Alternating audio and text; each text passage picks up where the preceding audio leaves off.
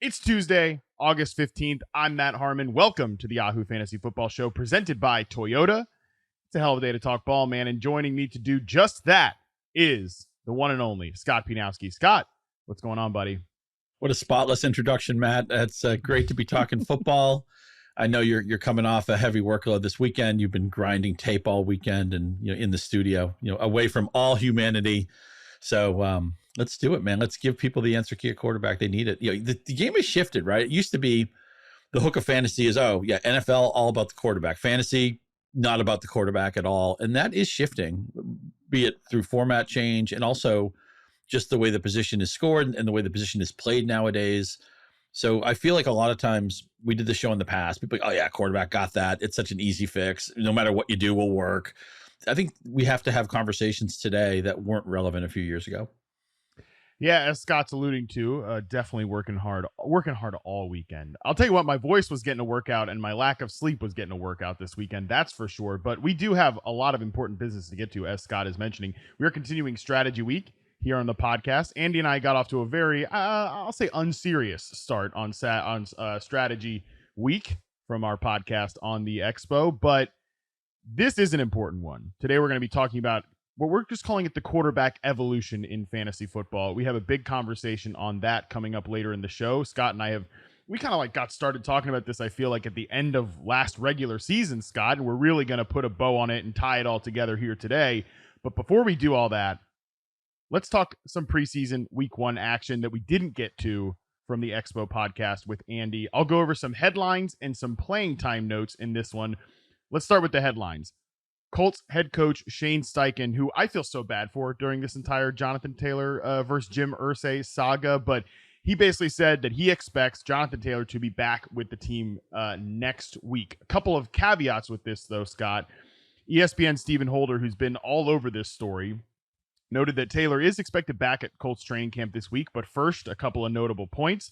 Number one, Taylor's position has not changed. He still wants to be traded. And two, he has communicated to the team that he'll practice/play only when he is 100%. I feel this was a notable update to provide, Scott, but I'm not sure that we've really made any ground here in the, as Jonathan Taylor's world turns saga here.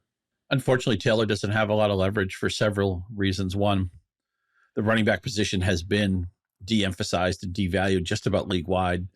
And that's why we're having conversations with McCaffrey's had statements on it. Your buddy Austin Eckler's talked about it. It's just really hard to get that second contract. It's really hard to get paid what you think is commensurate to what you're probably worth. It's nice that Jonathan Taylor wants to be traded. It's just what team is screaming to prioritize running back? I don't know who that team is. Maybe if a team had a major injury, that could grease the runway for a trade. But also, it's not like the Colts. The Colts want to be good, but it's not like they're sitting on the precipice of a Super Bowl and, oh my God, if we don't have Jonathan Taylor here, our season goes kablooey. I mean, their upside is maybe squeaking in the playoffs. Steichen, they hope he's a long-term answer. They hope they just drafted their next 10-year quarterback in Richardson. But this is a year where they're trying to get moving in the right direction. It's kind of a transitional year. And I'm sure they're totally fine. The Colts, they want Taylor in camp. And they know he doesn't have a lot of leverage, but if he decides to sit out games, I think they're going to be fine with it. And you throw in the Irsay factor, you really never know what he's going to do. I'd love it if they could make all the running backs happy. I love it when guys get second contracts. I love it when anybody in the league gets paid because they're taking their life and their livelihood in their own hands every snap. It's just the gravity of the game is so significant. But I think eventually Taylor will come back and play because he'll hear his biological clock ticking and he knows he has a very limited amount of time to make money in his profession. Like, I think I alluded to this a few conversations about Jonathan Taylor ago, a few episodes previous. And again, they're all starting to kind of run together at this point. But what I had heard coming out of the Colts kind of brass was that they don't want to give out any extensions right now. We just kind of gloss over the fact remember how, Scott, Jeff Saturday was this team's head coach for so long. And I get that's an Irsay thing, right? Like Irsay is the one, I think, creating some of this disaster. Like, I think he has to hold that responsibility. But regardless, like, I don't think they're in a rush to give anyone, even Jonathan Taylor, who's probably been their best and most notable player the last few weeks, any extension. So to me, I just think like the only thing that's going to happen here is Jonathan Taylor, like, come in, have a big season. And I think he can actually have a really big season in this Colts infrastructure ecosystem because of The offensive line potentially getting better. The run scheme certainly getting better and fresher under Shane Steichen with Anthony Richardson there. So the table is set up for Jonathan Taylor to come in and have a nice year if he's healthy, number one, and if he wants to play for this team. Minor headline here. NFL Network's Mike Garafolo reports that Cardinals tight end Zach Ertz, quote, has been cleared for full football activity and is on track to play in week 1. Scott, part of me looks at some of these Cardinals guys like James Conner, set up for a ton of volume. Zach Ertz, maybe set up for a ton of volume. Michael Wilson, I think, is going to sneaky play a lot, the rookie wide receiver for this team. Marquise Brown, certainly set up for a lot of volume. I didn't expect Zach Ertz to play in week 1, but if he does, the role is certainly there for him. But how much should I care about any of this on the Cardinals offense? Yeah, when our buddy Frank Schwab did his power rankings, which are NFL based and not necessarily fantasy tailored, although I did write a fantasy nugget for all of them, and Frank's a very good fantasy player. He had the Cardinals 32nd. And just a refresher to everybody out there, there's 32 NFL teams. That's dead last. This is obviously a rebuild. We don't know really the status of Murray right now. I don't want to draft. There's a time where I could take Connor, and I get it. He didn't make my all boring team, but he could have. He's as boring as it gets. He's the total volume play, which at running back is the most important thing. I read your all boring team, Scott, and that was my biggest surprise that James Conner did not make the all boring team. For sure. I feel like he's the poster child of it. For sure. And I stuck in a couple of players who maybe aren't that boring. I'm getting a lot of pushback. Like Nick Chubb's not boring. And I guess not. Although when I see Bijan Robinson being drafted over Nick Chubb, I think that's all, well, Robinson's the shiny new toy and Chubb isn't.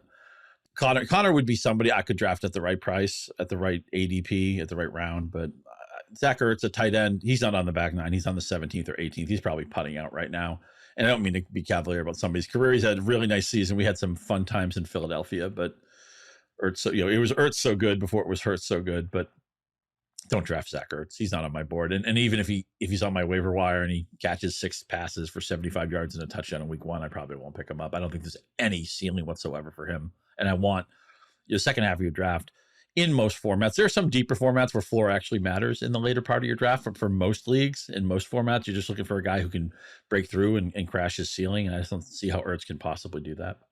I mean, to make a similar joke about the back nine of guys' career, Colt McCoy is probably going to start games for this team this year. Sure, for sure. And he's hosting a YouTube show with Josh Norris at Underdog Fantasy. Like Josh McCown was on that show last year. Josh McCown's now the quarterback coach for the Carolina Panthers. Like, that's where Colt McCoy is? By the way, great get by Josh and the boys there at Underdog. That should be a great show. It was a great show with Josh McCown last year. But I mean, again, Colt McCoy might start 3, 4, 5 games for this team this year, and he's doing a YouTube show this year. Like, I mean, hey, I don't know. That seems a little inconspicuous. You know what I got out of that is I didn't realize where Josh McCown has landed, because I think he's a future coordinator and probably a future head coach and a fascinating guy who kind of played with his hair on fire and made a lot of mistakes in his 20s and then became a little bit of a wise old owl in his 30s and played some really good football.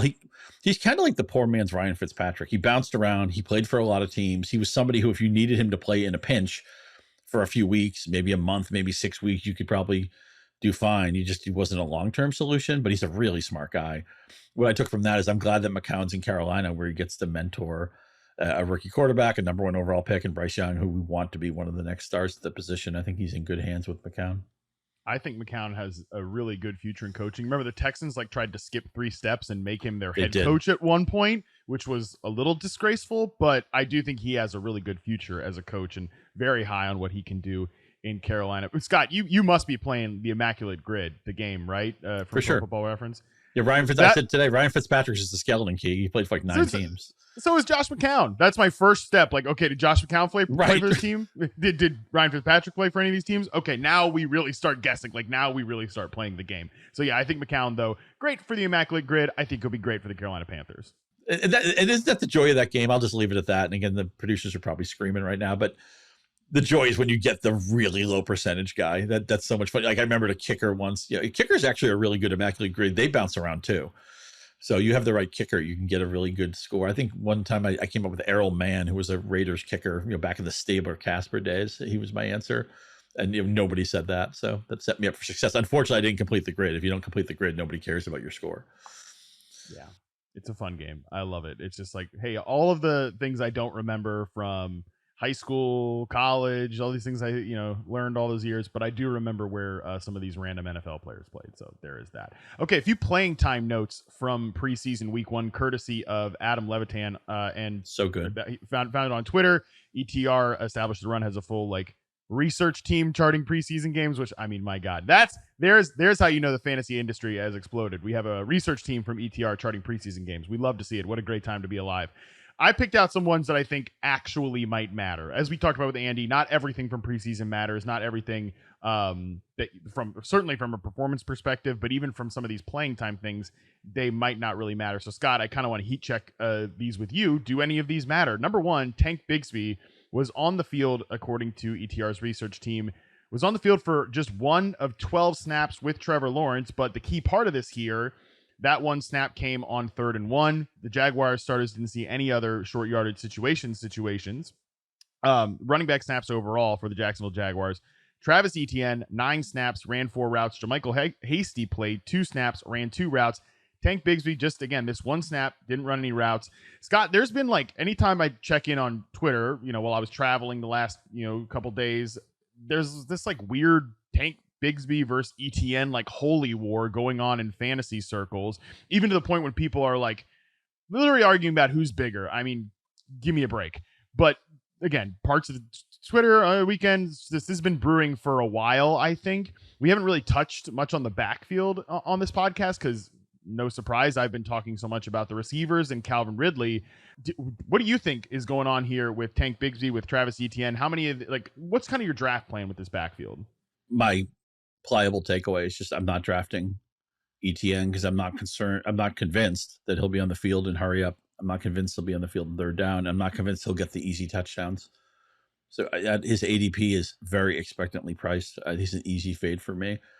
Also, good to see Calvin Ridley wearing 0. 0 is now allowed in the NFL. So he's wearing 0, but Swift is wearing 0 for the Eagles. I wonder if they'll bring back 00. Robert Parrish, Ken Burrow, stuff like that. Also, I love the name Tank, right? I mean, our good friend Tank Williams, part of the Yahoo family. Is he bigger than, who do you think's bigger, Tank Bigsby or Tank Williams? We'll have to figure that one out. But I'm not drafting ETN. That's my takeaway because I'm not, at his price point, you need him to be a 3-down back. You need to feel good about him scoring 8 to 12 touchdowns. I don't feel good about that at all. Yeah, I haven't really clicked on him much, which is weird because I think I think he's a good back. I think he's an explosive player, and he's on an offense that I really like. I like clicking almost all these names here in Jacksonville. Ridley, I like where he goes.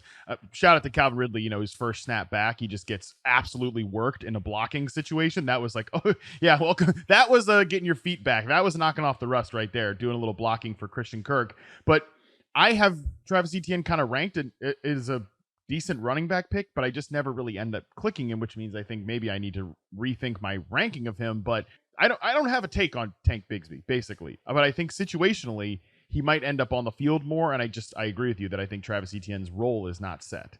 Yeah, I think those other 2 guys are going to obstruct for Etienne. I think Bigsby is strictly a handcuff. I don't think he's going to have standalone value or insurance back, whatever term you want to use. I saw somebody post on Twitter, and by the way, I'm so glad you're calling out Levitan and ETR. One thing, ETR is obviously great, but Levitan has such a fantastic BS detector. He is very good about condensing all the noise and saying, okay, there's a million things you hear that don't mean a thing. You need to care about these 7 things. He's so good at that. I think he's maybe as good as anybody in the industry at that. So I saw somewhere on Twitter, I don't think it was Adam, though maybe it was, talking about Kirk maybe not being on the field for some of the 2 wide receiver sets and getting slot work when they had everybody on. So I know because you love Ridley so much, I got to figure Kirk's on your back burner anyway. But is it time to sound a little bit of an alarm about not drafting Christian Kirk? I'm going to raise my eye at that a little bit for sure. Again, it's preseason week 1. The one thing I think that I've talked about with the Jaguars a lot, that this offense could be highly concentrated, right? They could be one of these narrow usage trees from a passing perspective because we clearly don't think they're going to be throwing to their starting running back very much. I don't think they're going to be throwing to any of their running backs very much. And I think Calvin Ridley can be an alpha target earner. I think Evan Ingram can have a good role. And then Kirk was I think Kirk could be kind of like Devontae Smith last year. It makes no sense from where they are in their career perspective, but just could end up being really highly targeted because he's a good player. And even though we're all obsessed with the number 1 receiver, again, he's a good player in the role that he plays. But Zay Jones could mess this all up, man. That's for sure, because Zay Jones had a nice season last year, and they really like Zay Jones, but overall, I think they'll still be an 11 personnel team. By and large, the vast majority of their saps will come in 11 personnel, and I don't have too much concern with Christian Kirk's playing time in those situations. This one, at least, is interesting to me, again, to talk about two receiver sets. Russell Wilson played 20 snaps in the game, dropped back 14 times. Mm-hmm. The tight end situation is where I want to focus this. The receivers were kind of as expected there. Tight end snaps. Adam Troutman, 15 snaps, 9 routes. Greg Dulcich, 10 snaps, 6 routes. Adam Troutman was pretty much the full-time player, was the rundown guy. He is a former Saint. They did quietly trade for him. Obviously got some connection there with Sean Payton. Scott, we just talked about Greg Dulcich breakout odds last week. I gotta say, had a podcast. We had a podcast devoted to Greg Dulcich. Let's just own it, right? Yeah. They clipped that for social. They put that out there, like, oh, Greg Dulcich, is this the season? I even said, like, oh, maybe he could lead the team in targets if these receivers don't stay healthy, if they disappoint or whatever. Well, shoot, he might not even lead the tight end position in snaps. Are we overreacting to this? Because I will say it made me a little nervous for a guy that I think was set up pretty well to have a nice year. My feeling about all this stuff we talk about is that if you reacted to nothing in the summer, in the spring, in the exhibition season, other than major injuries, of course, which you have to do something, you'd probably be better off than micromanaging this whole batch of games. That said, when I saw this news, I felt I had to take Dulcich down, 3 spots or so. He's gone from a green light to a yellow light to me. Yeah, part of my skepticism is that I'm ready to dramatically adjust my expectations to any Denver Broncos player on offense specifically, because it's a new new regime. It's a new sheriff in town. Yeah. I mean, and we can't underestimate the fact that they traded for a guy who has Sean Payton experience. That means something. Even if they just want him to block. The point is he's on the field and Dulcich isn't. The guys that they have acquired since Sean Payton has gotten there, 2 former Saints, Adam Troutman, Marquez Callaway, who's probably, the leading candidate to be the third receiver, although Marvin Mims, another guy they required, I think could take that job at some point. And they acquired Samaje Perine in the backfield, right? Like, everybody else, I think, is pretty much on notice with for Sean sure. Payton, and you need to either, get on the bus and you need to play really well, or you're not going to be here. And obviously that includes Russell Wilson. I should mention they did acquire Jarrett Stidham, of course, who, there's a better than 0% chance for sure that he plays games this year. So I'm definitely raising my eyebrow at this, and I don't know if I'm taking Greg Dulcich down in my rankings. Just, I did have him rather highly ranked. It's just tight end is so murky, but yeah, I'm definitely. I know you don't want to wash your hands of a take that you were convicted on. I get it, and I actually respect that. We also have to note from this game, the offense. Frank Schwab wrote about this. The offense played so poorly on the first couple of series that they played a little bit longer than it looked like they might have originally, because Peyton wanted to have them do something good. And of course, the good thing that they ultimately did is they threw a 4th down touchdown pass to Jerry Jeudy, a player that we don't agree on, which whatever, that those points will not count when your fantasy season starts. But I was nice to see Jeudy get going. And if you're wondering why Mims wasn't in the box score, he has a slight hamstring injury, so they held him out. We have to see what the usage is for Mims, because it's one of those things we talked a lot about. So often your stance on a player depends on the ancillary stuff on his offense, right? I mean, you maybe you don't want Jerry Jeudy because you're Marvin Mims guy, or as much as I love Terry McLaurin, because I want to draft Jahan Dotson, I'm not drafting McLaurin because I'm keeping that slot available for Dotson later. No, unfortunately, my opponents get the draft. I just get sniped on Dotson in the league, which did not make me happy. I think he's going to be really good, though. And we love McLaurin, of course. But I want to see what this offense does when Mims plays, because that's going to affect how I feel about, and Sutton's an interesting guy too. They kind of soured on Sutton, but he's still here. He's had a good camp. So maybe Cortland Sutton is back that's the other thing too. I mean, no matter how a team feels about a player, they try to trade him, they don't extend him, whatever. At the end of the day, if he's still on the field, opinions change, and they can ultimately, sometimes teams will say, oh, the best trades you make are the trades you don't make, that you don't finish for whatever. A lot of times a team and a player don't look to be a fit now, and maybe they might be a fit 6 weeks from now. So the Broncos are certainly there are certain teams, we already know who their people are, and they're not going to play a lot of their stars in preseason, and we're going to almost ignore them completely. The Broncos are one of those teams. Quarterback who needs to be fixed, new head coach who's here, a lot of personnel in flux. When their first team's on the offense, we have to, not only would you watch what they do, I would even rewatch what they do if you have it available to you, because it's important to get this team right. Yep. And for me, my answer this year has been, I was all out on Denver last year and really haven't been in on them this year. Like nobody has been a proactive draft pick for me on this team, really, except Greg Dulcich. And now I don't even think he can be put in that category either. So I'm not saying I'm not drafting Cortland Sutton or Marvin Mims if they fall into the right area and just like, okay, I like them better than the other guys on the board, but I'm not going into any draft being like, yeah, I got to get me Marvin Mims. Yeah, I got to get Cortland Sutton. I was sort of feeling that way about Greg Dulcich, and now even that is in flux. Everything in Denver remains in flux to me. Justin Fields in Chicago, he played 7 snaps. We already put out the Super Bowl parade for the Bears with Andy on Saturday for, with a DJ Moore touchdown. But I do want to talk about this backfield, Scott, because we didn't mention that during Andy's, victory lap, shirtless victory lap with the DJ Moore thing. But running back snaps, Khalil Herbert 7 with Justin Fields' 7 snaps. Roschon Johnson did not play. Don Foreman did not play. Levitan noted, I'm not ready to call this one yet because we often see incumbents, and we'll talk about that with another backfield here in a minute, get the nod in these spots. So maybe this is just, again, Herbert's the guy who's been there before. He's the starter right now, but he's a guy that could be a serious value if he does hold this backfield. Do you have any conviction, any stance at all on the Bears backfield? I made the joke after the Herbert touchdown was circling the former Twitter. I did a quote tweet and said that Mike Vrabel just cut 7 players from his defense because the competition level and the diagnose level on that play was so terrible. It was just like they said, okay, yeah, we'll allow a touchdown. I mean, it looked like they were point shaving. It was so bad.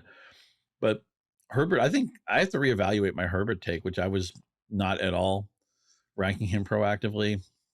And maybe he has a chance to be the main back here. And I took something from this. I did move Herbert up a few slots. I don't know if he's still in a spot where I'm likely to draft him all that much, but I think I was just looking at it as more of a muddled committee. And to be fair, I mean, a lot of people have made this point with running backs. When running backs are murky, when running back committees are nebulous, that's where the money is. That's where the profit is. Because if you get somebody to emerge from that, you've drafted them at such a modest cost, and then they can significantly outkick their ADP. So a lot of times, like people might say, and I kind of said a second ago, oh, murky, I'm avoiding it. Sometimes it's more like, no, if I solve this murky, if somebody can win here, if somebody can push the other guys out of the way, that's how you, I don't want to say win your league, but significantly improve your chances to win your league. I'm starting to think Herbert might be that guy. How these situations become unmurky, Scott, is somebody's good. Is one of these backs is just better than these guys. And I do think Khalil Herbert, who's not a perfect player, he definitely has issues on passing downs. Ironically, it's a big catch and run here that we're talking the highlight from that play, but he's had issues on passing downs. But I think he's a really good runner. I mean, I think Foreman has been a really good runner. I think Roschon Johnson could be the guy that plays on passing downs. But if Herbert is just a very, very good player, and I feel like Chris Harris, specifically anytime I'm on his podcast, when we talk about players who are better on film than they're better in fantasy, he always talks about Khalil Herbert, and we agree on this one. I think he has shown really nice potential in the NFL to be an explosive and high workload back in spurts, sort of like an Alexander Mattison type. But I think Herbert's even been more explosive. We've seen him in those moments when David Montgomery's been hurt. If that's how this committee gets solved. If Khalil Herbert is just that good, if he's that much better than everybody else, because if we're talking then okay, he could have we're talking about Jalen, Justin Fields being the Jalen Hurts of this year. So at least some people have some conviction there. Well, maybe Khalil Herbert could be the Miles Sanders of this year. You mentioned Mattison passing. Is he the most polarizing player you can think of this year? Where I feel like everybody I know really feels good about him and thinks he's a giveaway, or oh my God, he's not that good. They're trying to sign other people. I'll talk myself into his backups. Which fork in the road are you picking on Mattison? I come right down the middle on this. Really? Okay. I don't have yeah, but I agree with you that anytime I see an Alexander Mattison debate on Twitter, I'm kind of okay, what are we doing here? I don't think this guy needs to be that polarizing. Right now, he has a really great role seemingly locked up, but I would say that you can't be super convicted on if he's a good or bad player, because he's done the one thing again in spurts that I think is a really good indicator of running back ability, is he's handled big workloads and he's been productive and done so on really good offenses and really good teams, which he could certainly do all year this year. But I don't really care about his missed tackle rates or any of that stuff. Again, we just haven't seen him play that much. So I don't really come right down the middle on Alexander Mattison. I have him ranked in an area where I'm saying yeah, if he's on the board, you should consider drafting him, maybe even at or ahead of his ADP. I guess maybe that's where I stand on it. Do you have shares? Yeah, I've taken him. In spots. Yeah. So where do you think? Where do you come down? I'm leaning towards he's just an average talent, and the only way you're going to make a profit on him is he has to be the guy all season, and no backup can flash. They can't sign anybody. What makes me nervous, I feel like this is an unusual year where there's more high volume, high profile backups who aren't signed yet, or options who aren't signed yet. And I think eventually those guys are going to realize that there isn't huge money out there and they're going to take contracts. And I think this may be a 25 or 30% chance that Minnesota adds a back before the season starts. Not just a back that was cut by somebody, but like somebody who would be an immediate threat to Cook's playing time right away. Yeah, they brought in Kareem Hunt, to Madison's playing time, right? Yep. They brought in Hunt, didn't sign him, but who knows? That showed interest in doing something. That showed that our running back room isn't completely solved and tidy, and we're set. And come in here, we'll work you out, and we'll buy you dinner. That'd be nervous if I was a Mattison manager. One last preseason playing time note here. Kenny Gainwell didn't play at all in the preseason. DeAndre Swift played. Rashad Penny played. The key thing here, as many people have pointed out, again, it's the incumbent player here. Kenny Gainwell was on the team last year. They certainly know who Kenny Gainwell is. They don't know who DeAndre Swift is. They don't know who Rashad Penny is. There's been a lot of buzz on Kenny Gainwell out of training camp that he might be the starting back for this team. He might be the running back one for this team. Some people have even thrown out feature back. I think that's maybe doing a little heavy lifting. Some others have suggested that, hey, and I'm sorry, I'm just saying like some people, but I'm like beat writers reading I'm just a ton of stuff on it. Like Elliott Shores Park, Jimmy Kemsky, they've kind of contributed to some of the stuff I'm saying here. Like Trey Sermon and Rashad Penny have had like equal reps with the first team in training camp, right? Do you have a read on this backfield at all? Because I know people will, even Kemsky pointed it out, like people are going to take this, Kenny Gainwell doesn't play in the preseason, and like bump Kenny Gainwell up rankings. I actually had Kenny Gainwell ranked in the same tier as DeAndre Swift anyways, because I think they have access to the same role, really. So my read is that if you're moving Kenny Gainwell up a ton, you shouldn't be doing it on this report. He kind of should have been there anyways, because I think he is going to be at the very least, a big part of this rotation. But where do you stand on Gainwell, on Swift, on Penny, all these guys? Yeah, Trey Sermon reminds us that the Niners should never draft anybody named Trey because it just hasn't worked out for them. But we have a backfield. That's the same draft too, right? Wasn't that the same draft? Yeah, man. I ended up with some Sermon shares that year, which did not end well. They were dead. Those teams were dead so early. Very early in my life, it was too late. We have a backfield where there could be games where Swift, Penny, and Gainwell all get 8 or more touches, and the most likely player to score a rushing touchdown is still their quarterback. That's a problem. If you're not loving the ADP of the Philadelphia back you're drafting, you just shouldn't do it. Now with Penny, he's not going to catch pass. I mean, Penny might end the season with like 4 receptions. That's in play. He's not a receiver. They have better receivers on roster. What interested me about Gainwell is he kind of became their guy. They really leaned on him during the playoff run, Super Bowl. We all kind of knew they weren't going to bring back Sanders, but it showed a lot of trust in Gainwell. And I was surprised that they actually added 2 major backs to get, I guess, Sermon too, if you want to talk about him. But I envisioned maybe Gainwell being part of a 2-man committee into the season and maybe being interesting at the right ADP. Instead, it's 3-headed. I don't know what they're going to do with Hurts. I don't think it's a good business model to keep running him as aggressively as they do. I was debating this with some people online, and Rich Rebar, who I know you've had on this podcast, a really smart guy. He said, well, the Bills are going to run with Josh Allen. They don't think it's that big of a deal, and it's such a cheat code. They're giving the opponent an advantage as they go away from that. Obviously, the Eagles with that great offensive line, with Hurts's athletic ability, it's so dynamic to do what they do with him. But man, does he have to get tackled all that much? Or when the Bills run a designed run with Allen when they're way ahead in the game, I go crazy. It's like, what are you doing? You have nothing to gain and everything to lose if this guy gets hurt here. Bottom line, really simple. If the room hasn't given you a giveaway ADP on a Philadelphia running back, I don't want you to take him. Gainwell's the one I would be most interested in if the discount did apply, but I need a discount. No coupon, no running back. Yep, I think that's a great way of putting it. And that discount did really exist on Kenny Gainwell. The last, you were drafting early, but I'm a little concerned that it will be gone now. We're going to take a quick break. When we come back, we're going to talk quarterback draft strategy. All right, our preseason talk is gone. That's going to be gone now. Let's move into the topic of the day here on Strategy Week. It's quarterback position evolution. That is what we're calling it here. We're going to talk non-Superflex leagues. At first, we will have a Superflex conversation at the end of the show because I know the format is only growing in popularity, and we certainly want to talk about that and serve those specific players. But let's just focus on single quarterback league here first. And again, Scott, you and I have had this like conversation, the early parts of this conversation, even dating back to like last football season. But actually wanted to give a shout out to the folks at South Harmon, no relation. It is just ironic, but SouthHarmonFF.com, who I went to their booth at the Fantasy Football Expo over the weekend, and they were showing me their Warp tool, wins over replacement player tool. It's really good. Check it out. Again, SouthHarmonFF.com. But it really helped me kind of put the point, like illustrate the point that I want to make here.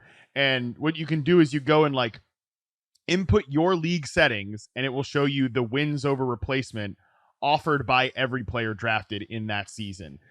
And so I wanted to use the Apex Writers League for this, and talking to some of the guys literally in the league over the weekend, right? Like JJ Zach Ertz and Rich Rebar, who you just mentioned. We were joking that it's like not even useful for people that play fantasy to even like look at the results of this league because it's so skewed to wide receivers, and everybody that drafts in it, like Denny Carter and all of us, like we just draft a bunch of wide receivers. It's not applicable to your fantasy league at all. So because it's so insanely skewed to other positions, I think it really illustrates this quarterback point here very well. Again, skewed to wide receivers, PPR, start multiple wide receivers, and single quarterback. Nevertheless, Josh Allen was 13th in wins over replacement last year. Patrick Mahomes was 14th, and Jalen Hurts was 16th. These guys were all worth a full win over replacement for where they were drafted last season. They're more valuable or right in the same range as guys like CeeDee Lamb, Jamar Chase, A.J. Brown, some of the best receivers in the game. Joe Burrow, who doesn't really run like those guys but is a scrambler, he was 19th. In Superflex leagues, by the way, these top three guys lap the field in wins over replacement, and they're worth a full 2 wins above replacement in the same range as CMC, Eckler, and Justin Jefferson. The next quarterback last year, again, in this heavy wide receiver format in wins over replacement, wasn't until 65th overall, and that was Justin Fields. So that is the biggest advantage. That's how you illustrate the advantage that those 4 guys gave you last year. And how does this demonstrate the evolution part of it, Scott? In 2021, just one quarterback ranked inside the top 35 in wins over replacement in this league, and it was Josh Allen. Only 4 inside the top 60. Allen, Brady, Mahomes, Herbert. So our kind of big point in this topic here, these guys gave you a true advantage last year. And I don't see a reason why we should project them for different types of seasons this year. And really, like, I think it is an evolution of the position, as you've mentioned when we're talking about this, with the way these guys run and the way they still produce as passers. So how do we adjust in fantasy, like our thinking about the quarterback position overall? Fascinating stuff. And wins over replacement player, the whole idea of fantasy is how much better are you than the alternatives of your position, the marginal advantage, right?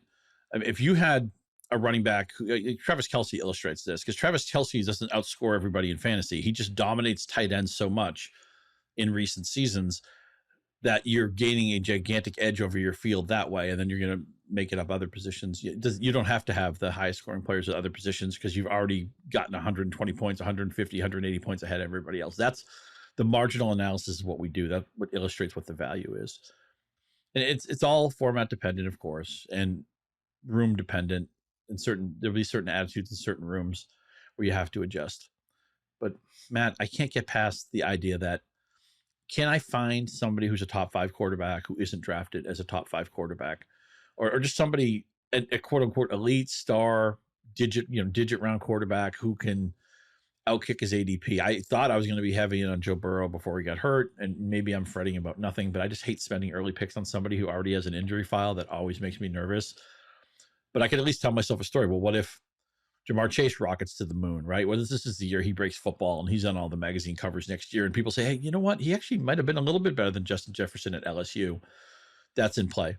Justin Herbert, the team is getting a fresh coat of paint at the right time, a different offensive voice. They're probably going to run a lot more plays this year, which is one of those sneaky fantasy things that a lot of times you don't think about. But the Chargers could be going somewhere. You can tell yourself a story with Herbert. Lamar Jackson has gotten upgrades. You and I have talked a lot about their receivers. Obviously, Mark Andrews is a dynamite player. Jackson's got the running back board. If Fields improves even just a little bit as a passer, we know already he's a dynamic runner. Trevor Lawrence, you love the infrastructure, or I love the infrastructure. You love the ecosystem drink. If Calvin Ridley is the player he was in Atlanta or anything close to that, there's another offense that could go to the moon. So as great as Mahomes is, as great as Allen is, as great as Hurts is, and they've separated themselves, they're a tier to themselves, right? Those three guys.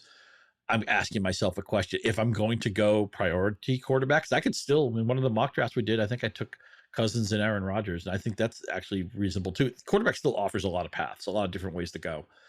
If I were to say to you, I want to look at the end of the year and say I did really well at quarterback, I was one of the quarterback bullies. I'm still wondering, can I do it with Burrow or Herbert or Jackson or Fields or Lawrence, one of those guys?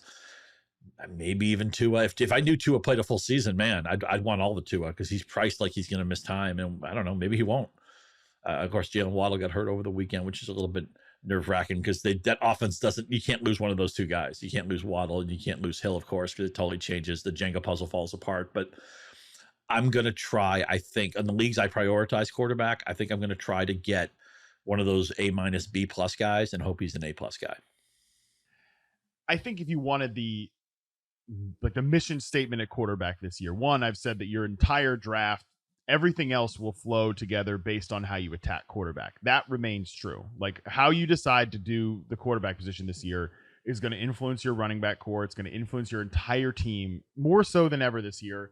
But also, I think if you wanted the good news is that I'm with you that I don't think there's a wrong way to play it this year. Like I think paying for elite quarterback can be right. I think the middle tier quarterbacks can be just fine, especially if you hit one, right? Like that goes to the moon from that tier.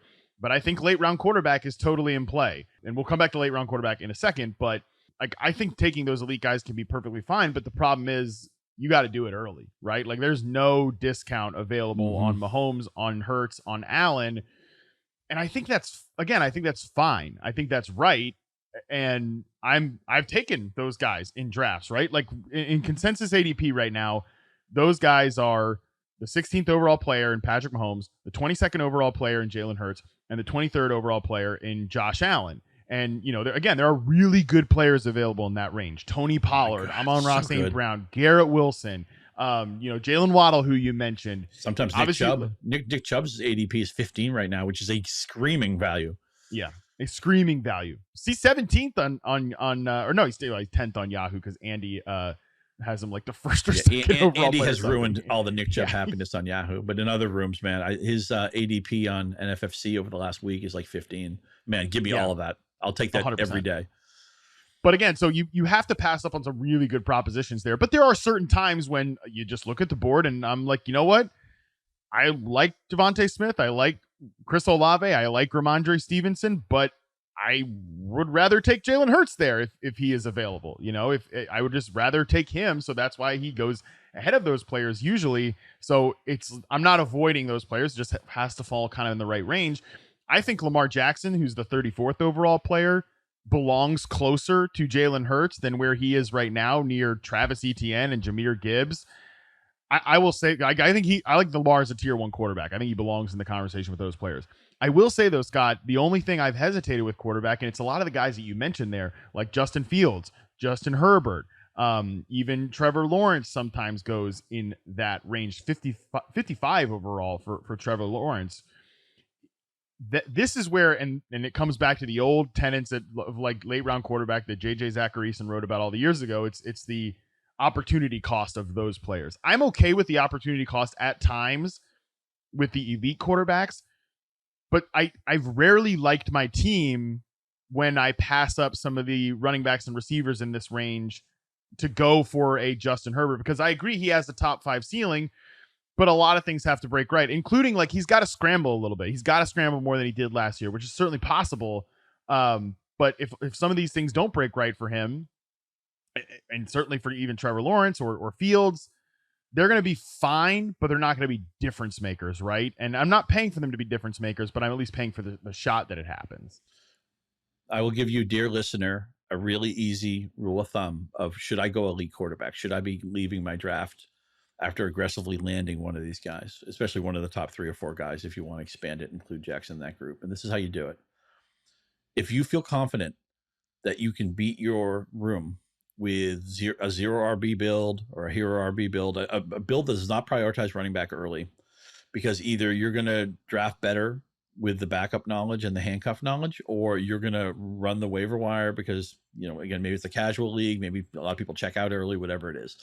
If you're not worried about solving quarterback, then I want you to have Patrick Mahomes. I want you to have Josh Allen. I want you to have Jalen Hurts, one of those guys, or even, if you want to dip down, if you feel like Burrow or Jackson belongs in that conversation, that's fine, because you're going to fix the other positions. The more competitive my league is, the more I think, I can't draft Patrick Mahomes over Garrett Wilson, or I can't draft Jalen Hurts over Nick Chubb. I just can't do that. So it comes down to me, I still think running back is the most important position in fantasy, even if you don't draft it early, because everybody has a running back take, right? Your draft just ended, and I can say to you, well, what did you do at running back? Oh, I went zero RB. What did you do at running back? I went anchor RB or hero RB. What did you do at running back? Oh, I bullied it early. What did you do at running back? I took 8 million backups. I tried to snipe everybody on their understudies.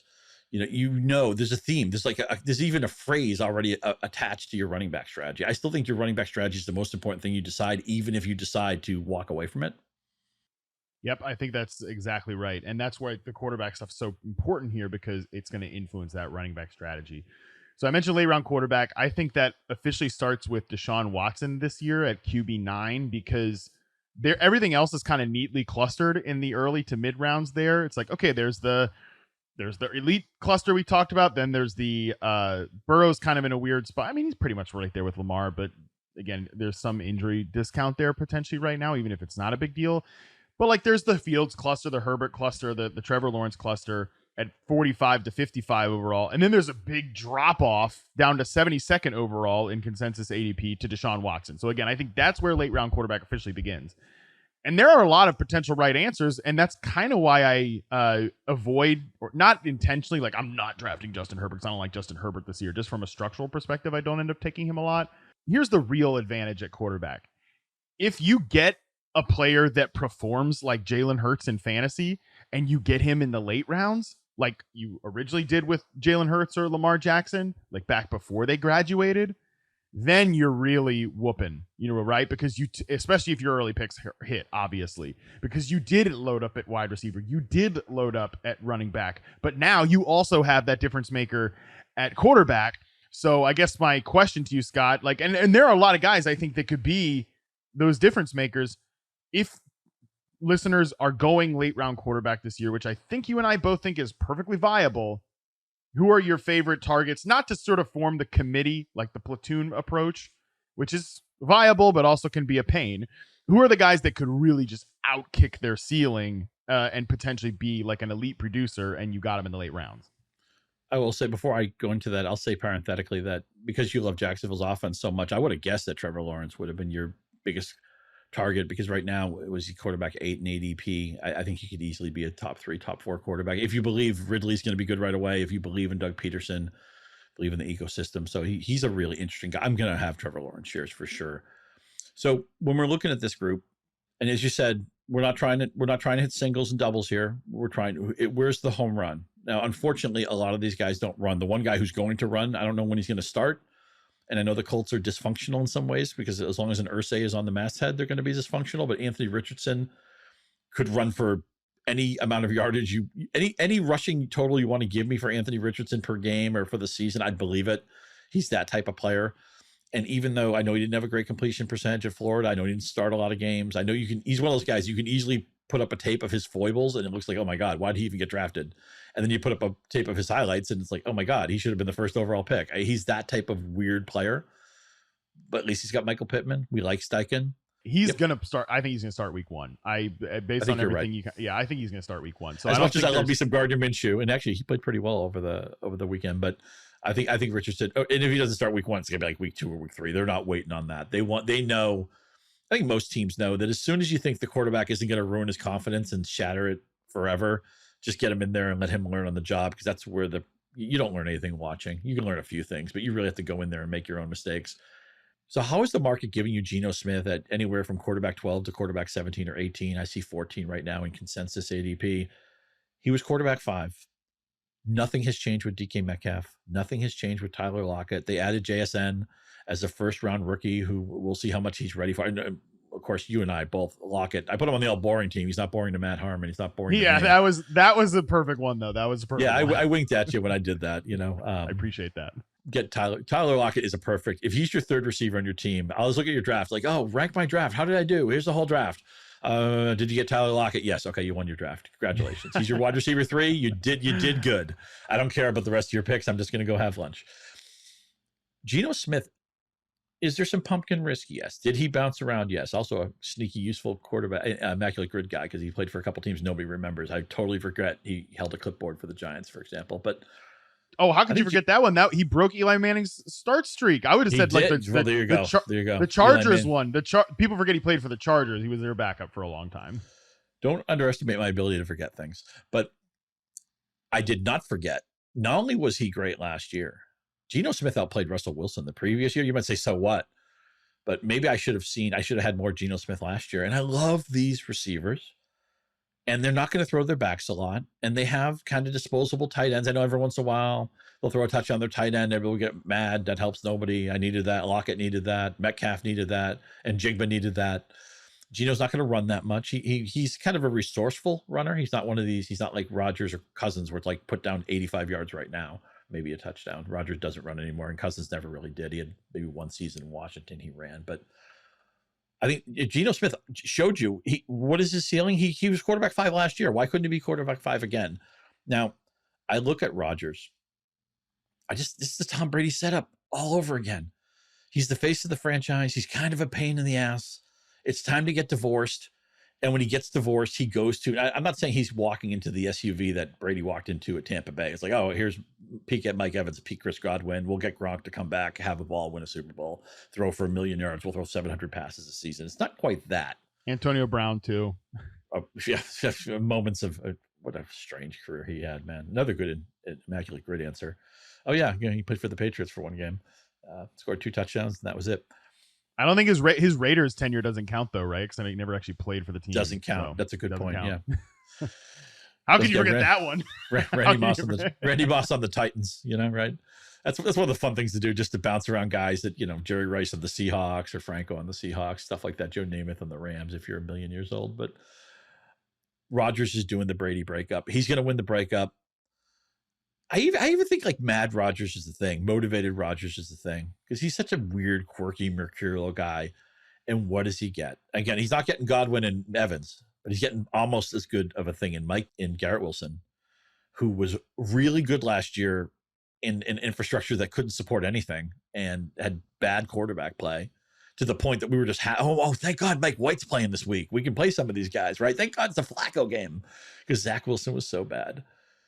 Garrett Wilson's probably my favorite 2nd round pick. I will be flabbergasted if Garrett Wilson isn't like 89, 1,310. He's gonna be a 1st round pick next year, and he can't do that without Aaron Rodgers coming along for the ride. Now, a lot of times, what the Packers would do, obviously LaFleur's not calling their plays, but the Packers would get leads and then they'd totally call off the dogs. And Rodgers would have these games where he was great for a half, and then the game would end. It's like, oh, he only had 265 and 2. They ran the ball the whole second half. He threw like 8 passes after the second half kickoff or something like that. But if you're in love with Wilson like I do, and if you believe in the angry Rodgers narrative, which I know it's narrative street, I still kind of believe in it. It's going to be very similar to the Brady thing. He's going to win the breakup. Unfortunately, the Jets have a murderous schedule. We talked about the first 6 weeks. It's 4 Super Bowl contenders, and it's the Broncos in Denver, and it's the Patriots, a division game. And we know Belichick hates the Jets more than you hate anything in your life. But Garrett Wilson's going to the moon, and that means Aaron Rodgers is at least going up in the stars somewhere. The only thing that I hesitate with Rodgers is that I think the scenario that you painted out with his Packers ending is exactly how this is going to end. It's going to be this year where the Jets can get a big lead and they can just sit on it and run the ball, and they have a great defense. So the great defense and the skill position group is, Garrett Wilson, we're 100% on the same page there, but it's just like we're comparing Brady dropping into those guys we all talked about, and Alan Lazard is fine. He's solid. Like Corey Davis is solid. It's like, it's okay. So Totally think, fair. but I mean, Brady was having 700 pass seasons. Rodgers does not have that in his range of outcomes. Even if the Jets defense collapsed, they're not going to throw it 700 times. Can I interest you, Matt? I know it's always uncomfortable when we talk about it because Deshaun Watson's had a life and done some things, and some people just won't draft him, and that's your prerogative. But how poorly he played last year is a non-starter for me because nobody would have succeeded in that situation. He was set up to fail. Now he gets a full year to prepare. Cooper still playing at a high level. I know you're an Elijah Moore guy. Good offensive line. I think this is a good team. Unfortunately, they're in a division where everybody's good, so you could be a good team in this division and maybe still go 7-10. But Watson, because nobody wants to draft, and I get it. And if you don't want drafting, that's totally your choice. I just want the numbers. I don't know if I sound cold or callous when I say that, but I just want the numbers, and I'm open-minded to Watson. I think he has a decent chance to outkick his ADP. I think so too. I think he can finish the year and be in the same group as Justin Herbert, as Trevor Lawrence, as Justin Fields. Like, I think that is very much within the range of outcomes. This is another one where I think the truth is going to come down in the middle. He's probably never going to be as good as he was in Houston. One thing I will say is a very different offensive structure, not an ecosystem, but it's a different structure. Like what Kevin Stefanski does is just, and this should have been talked about more at the time of the trade. What he does from what he kind of wants from his quarterbacks, like from an offensive play calling perspective and structure perspective, is just so different than what Deshaun Watson did in Houston when it was all like shotgun and kind of like playing, fast and loose, out of structure, stuff like that. So I think that still is going to take some time to blend correctly, and it might take a while this year to even get there at some point. But I do think from a pure fantasy angle that he has the ability to jump, maybe not into the elite group, but into the Justin Fields, Justin Herbert group. So he's a player I don't mind taking. But I would even say too that, I mean, I've talked a lot about Daniel Jones. I like Daniel Jones has top 5 quarterback in his range of outcomes for sure.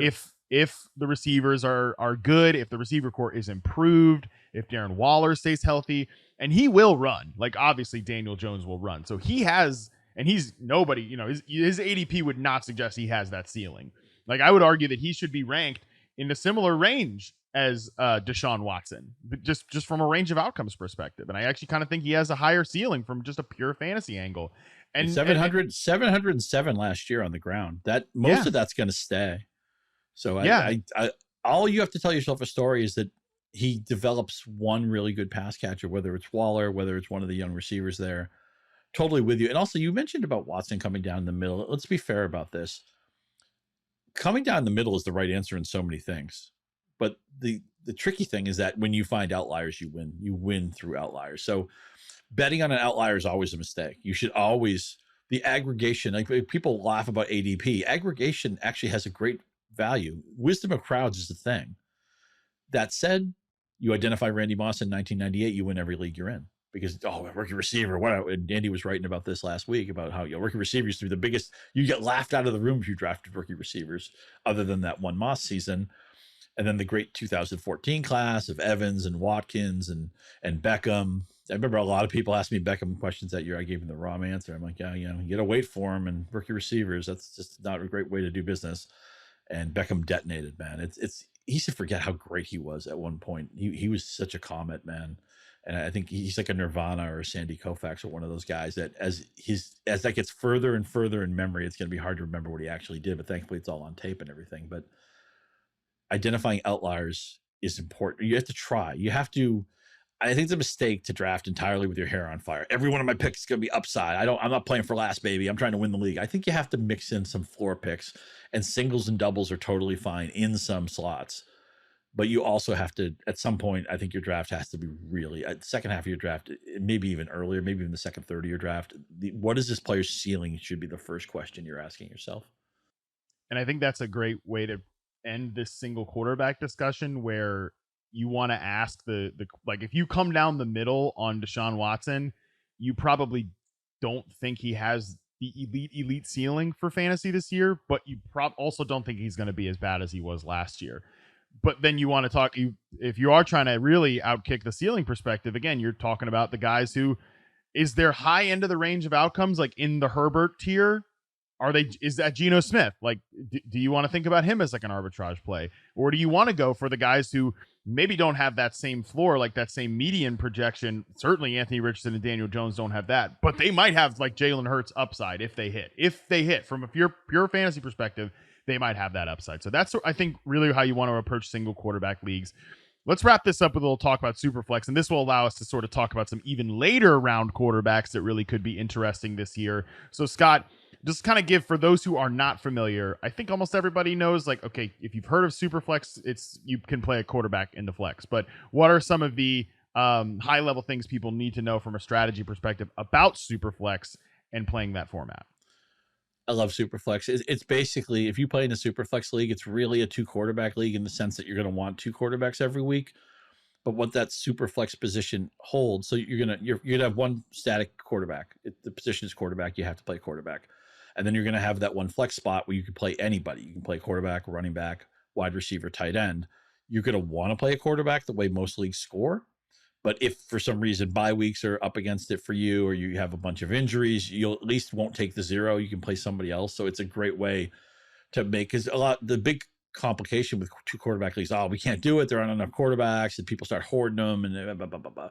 SuperFlex eliminates most of that headache. So it just makes it, and also it becomes, in a lot of standard leagues, it's like the free agent wires, like, oh, here's 11 starting quarterbacks, and then nothing good at running back, and really nothing good at receiver, and like a couple of backup tight ends or guys who might, end up with 350 yards.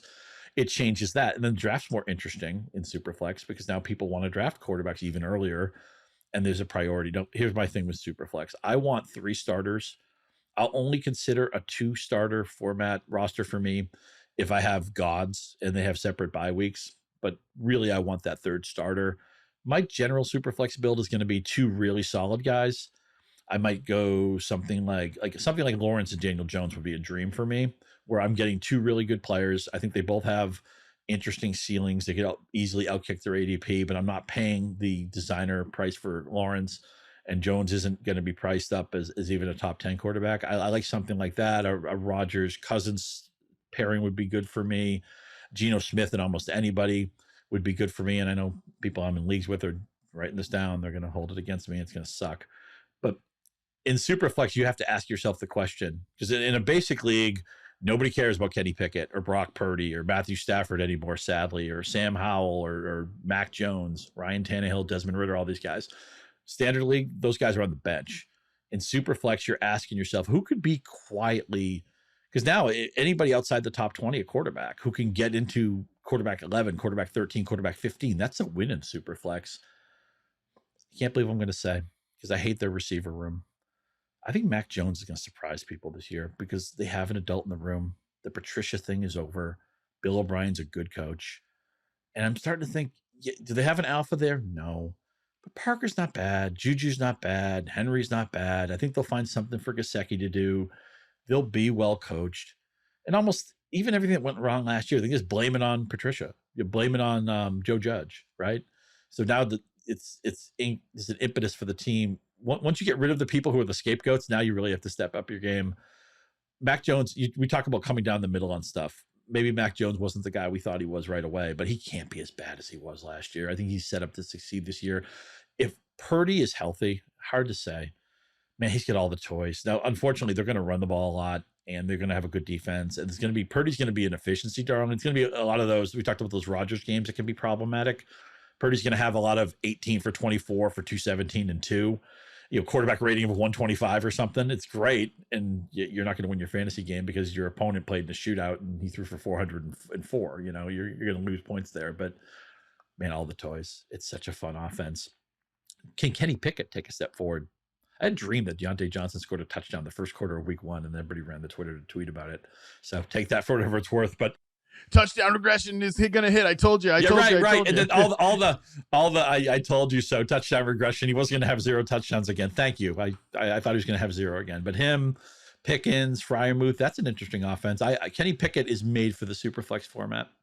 And why these guys are important, Scott, to bring it back to the wins over replacement stuff that I mentioned earlier. Number one, like I said at that point, the guys that are at the top are like the three most valuable players in WARP and wins over replacement for SuperFlex leagues last year. Like I'm looking at one of mine. It was Pat Mahomes, it was Josh Allen, it was Jalen Hurts, and they were up there with league-winning players like Justin Jefferson and Austin Eckler, who were 4 and 5. They were worth 2 wins over replacement. But the interesting guys there, and we knew that was going to happen, right? But the other guys that are interesting, like 14th overall, was Trevor Lawrence, who was not drafted super high last year, but was relatively late. But like take Geno Smith at 18th overall. Justin Fields, who went pretty late at 20th overall. Kirk Cousins, 19th overall. Daniel Jones, 21st overall. Jared frickin' Goff, who was like, Mac Jones could be the Jared Goff of this year, right? Like 23rd overall if he ends up playing. Because as you said earlier, there are 32 teams in the NFL, Scott, and Mac Jones at the consensus ADP I'm looking at is QB 32, behind Baker Mayfield, behind Desmond Ridder, behind guys like Sam Howell, who we're not sure are going to start all year, right? He's behind Jimmy Garoppolo at QB 26. So if you can hit on players, and I like a lot of the guys you mentioned there. Mac Jones, I think, is the spiciest one, but I have expressed my enjoyment and admiration for taking Kenny Pickett this year ahead of ADP at QB 21. Obviously, Purdy, I think a QB 22. Like I kind of think Purdy at this point, now that he's gonna we know he's gonna play and he's gonna start week 1, like that mystery is over. He should be ranked ahead of Matt Stafford. He should be ranked ahead of Russell Wilson. He should be ranked ahead of Derek Carr. You know, these guys just don't have the same, potential ceiling, right? If Purdy does what he did last year. Even Stafford, I guess, does, but it's just it's so risky. Guys like Wilson and Derek Carr don't. Even Jared Goff, should Brock Purdy be ranked ahead of Jared Goff? So I'm not necessarily trying to draft as my QB2 in Superflex like the Jared Goff or the Derek Carr. I'm trying to draft the next guy of that, like who could become that player. And even if, again, in a best case scenario, Mac Jones is Jared Goff, you're taking him so late, right? So that's why he's interesting in that format. I talked about Tyler Lockett being the cheat. Did you like my draft? Oh, you got Lockett. I liked your draft. Hey, Scott, did you like my Superflex draft? I scanned your roster. Oh, you got Daniel Jones? Oh, you got Geno Smith as part of your quarterback platoon? Love it. Those are the key. Those are the skeleton keys for you. Yep, I'm totally with you there. So again, Superflex, I am with you, Scott. I love it. I think it's so fun, and I think it's like breathing. And we're talking, this again wraps it all together where the elite quarterbacks now are more valuable. You can't just be like, yeah, Patrick Mahomes is the best quarterback on planet Earth, but I'm never drafting him in fantasy because he's the first quarterback off the board, and only the idiot in your league drafts the first quarterback off the board. Even in one quarterback leagues right now, I don't think you can talk like that. Even if you believe that late round quarterback is still super, super valuable, I just don't think you can talk like that. Even the late round quarterback himself, JJ Zach Ertz, at late round QB doesn't say that anymore, right? So that's the evolution of the top of the quarterback position. But so much of these guys, when you're playing in Superflex, then it introduces like, okay, yeah, it's important to figure out who the breakout quarterback is. I mean, we haven't even talked about Jordan Love, and he could be that guy, right? So I'm not necessarily a believer of that, but like if you're a Jordan Love backer and you take him at QB 25, again, the Mac Jones thing is so perfect because he's QB 32. But like if you take any of those guys and you hit on the breakout quarterback performance or the out of nowhere Geno Smith performance, the out of nowhere Brock Purdy performance, like you've evaluated quarterback correctly, and like that's a really big thing in Superflex. So that's why I love the format as well. And Superflex adds layers of strategy. There's more divergence on roster building, just like a salary cap league. No more of this. Oh, I can't wait to draft Justin Jefferson. What pick did I get? You pick 11th. Okay, no Justin Jefferson and no Jamar Chase and no Christian McCaffrey or whoever. You're in a salary cap draft. You can have all those guys if you want. You'll pay the price at the end of your roster, but so what? I like leagues that give me as many different builds as possible, right? I mean, would you watch like those house building shows or those house improvement shows if every build was the same? Everybody had the same Cape Cod house or whatever? No, you want to see different things, right? You go to and I'm a guy who will order the same thing if it's good, but I still want a menu that has a bunch of different things I can order, and variety is what we all want, right? You want variety? Play Superflex. You want variety? Try a salary cap draft. Well, the good news, Scott, on our menu later this week is going to be a how to master a salary cap draft and our mock draft review that we have coming up. That mock draft here in just about 25 minutes or so. So that is going to do it for this episode, folks, because we have to go draft this salary cap mock draft. And again, Scott's coming back on that episode at the end of the week to talk about salary cap. We have a bunch of stuff coming up here on Strategy Week. We got how to construct a perfect roster. We've got a little big fun episode in the middle of the week that I can't tease quite yet. But listen, it's gonna be a great week for the podcast. But this particular episode is over. You now know how to solve the quarterback position this year. So shout out to you. Again, that's gonna do it for us for now. If there's a social media app, people, Yahoo Fantasy is there. At Yahoo Fantasy on Twitter, Instagram, and TikTok. Go consume all of that content. I am at Matt Harmon _BYB. No need to consume that content, but definitely make sure you're following at Scott _Pianowski. And of course, you can watch us on YouTube at Yahoo Sports. We will be back tomorrow with another big Strategy Week topic. Until then, we're out.